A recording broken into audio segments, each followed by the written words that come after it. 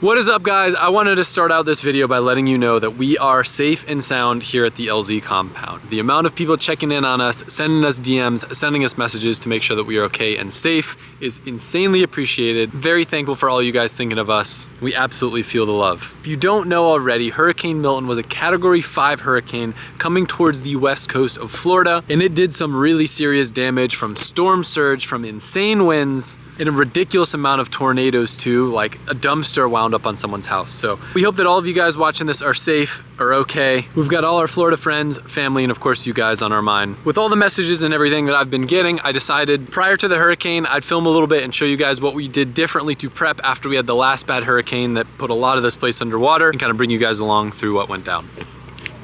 All right, guys, it is that time of year again, and by that I mean hurricane season. We've gotten exceptionally lucky. We haven't really had any bad storms, and hurricane season is almost over, but it looks like we are directly in the path of one that is coming called Hurricane Milton. Now, if you look at a map, it's gonna be hitting the west coast of Florida first. That's where Cletus is at, that's where my family's at, and they have actually already evacuated this side of town, which makes me feel really good. They're gonna get the worst of it. They're gonna get wind. The storm will absolutely be the strongest. So please keep everyone over on that side of Florida in your thoughts and prayers. It's gonna be brutal. Us at the compound, I'm hoping we get a bit more lucky. We will certainly have wind, but the big problem for us is water. As you guys saw the last time we got hit by a bad hurricane, the water and the flooding absolutely demolished this place. We learned a lot, so I'm gonna walk you through some of the things we've been doing to prepare. The entire team here at the compound has been putting forth an amazing effort all week, taking every precaution we can. Now for starters, you'll notice some of these stakes up all around the property. Before, it was pretty hard when this whole thing was a sea to understand what was the edge of the water or not, and it was really easy for vehicles to get stuck. Now, one of the reasons why I'm a little bit more concerned about this than I would normally, the water level is already very high. And as silly as this may look, just being a trail into the woods, it's a good indicator of where the water table is. Unfortunately, we aren't able to just like put a dam up or blockade water to prevent the flooding. We literally get fused to a body of water. The water table is so low here that we just know there are certain things here at the compound that are gonna flood, and the worst one is always a Drift HQ shop. Now, I think one of the reasons why this building has so many problems is because it's one of the first buildings they built here at the compound, and they probably didn't know that flooding was going to be that big of an issue. You can see already the water level, just by looking at the grass over there, is right about maybe, let's say, 1 or 2 feet underneath this building. There's a flood map, and I'm going to put it up on the screen right here. Right now we are almost at action stage, which is significantly higher than the water level typically is, so we're very susceptible to flooding if we get a lot of rain dumped on us.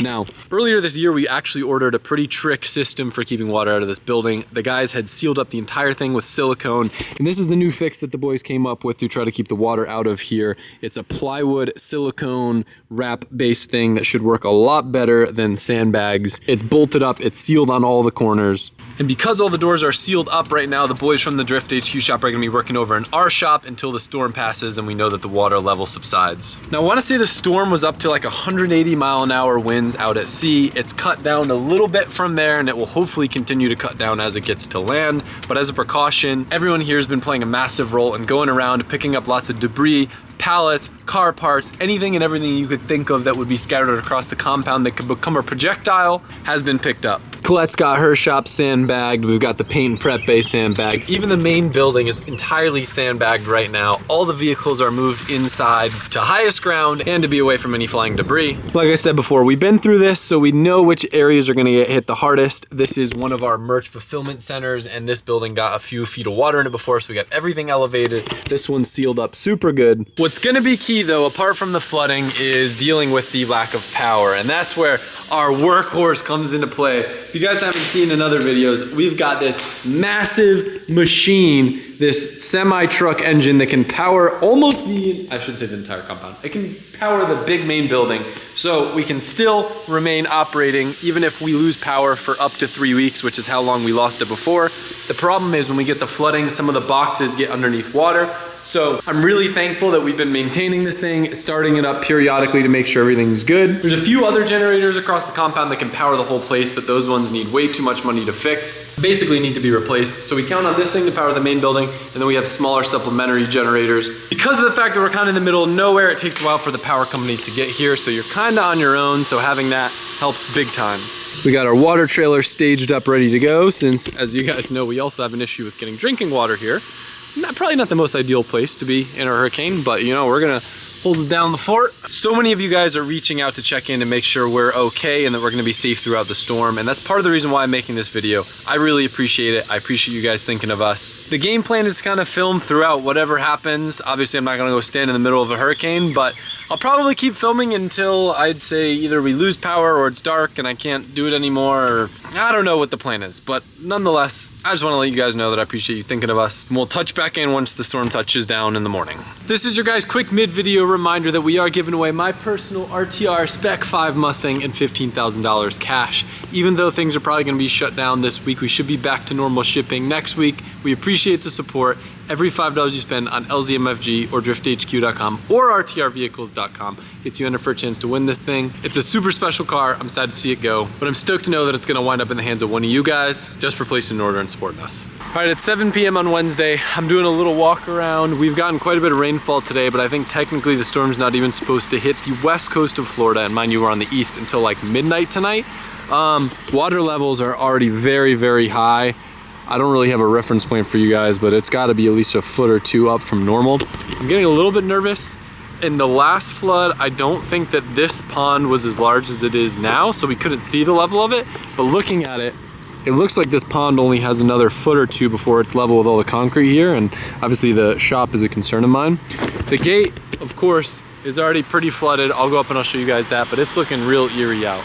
I just wanted to get some shots before dark. Wind's already blowing stuff around, but the storm really hasn't even gotten an inkling of as bad as it's gonna get. There's actually been a lot of tornadoes spotted pretty close to here, but they've mostly been south, so I think we're pretty good on that right now, but you never know. This pond looks pretty crazy. Super big. This whole area is flooded pretty bad, which is to be expected. It's pretty low over here. It's hard to tell exactly from this angle, but the gate water's gotten pretty deep. We made a pretty smart move this time by removing the gate motor. Before, that was one of the most costly repairs other than drywall and stuff from the Drift HQ shop. Also made it difficult to open the gate, which is pretty dangerous in the event of an emergency, but yeah, there's probably at least a foot of water there right now, so we ain't getting out with any low cars anytime soon.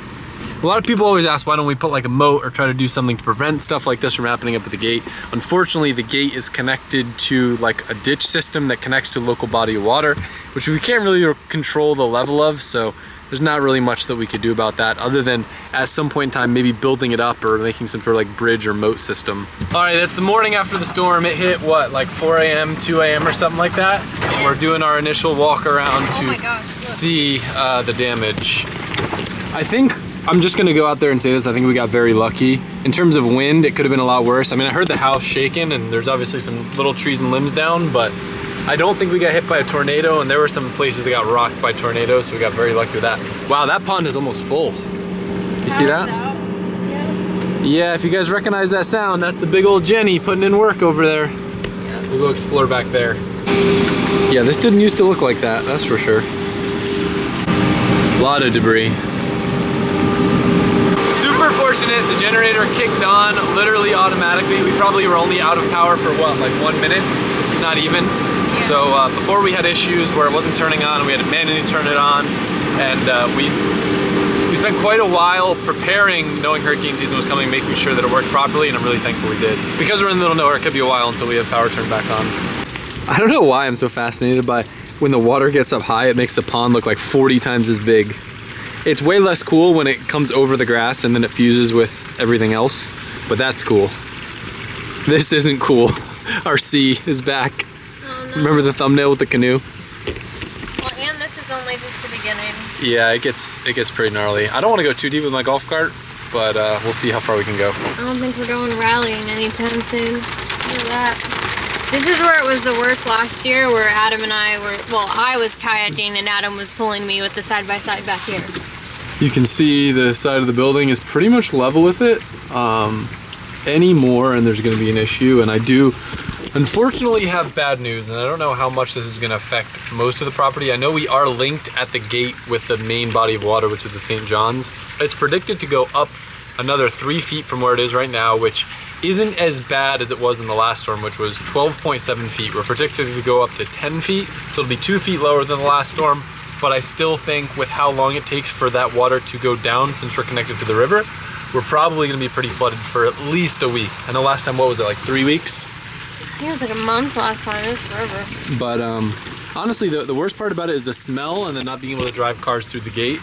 But I think we lucked out, extremely fortunate with how bad this could have been. But man, this is gonna be a lot of cleanup. All this debris everywhere. Wow.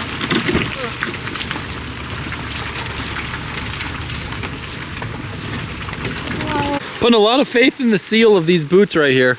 Trying to figure out how deep it is over at the gate. Oh no. This is bad. Good. I'm glad we took the gate motor out though. I'm really thankful for the county. They actually cleared out these ditches when we had the massive issues before with water draining at the gate.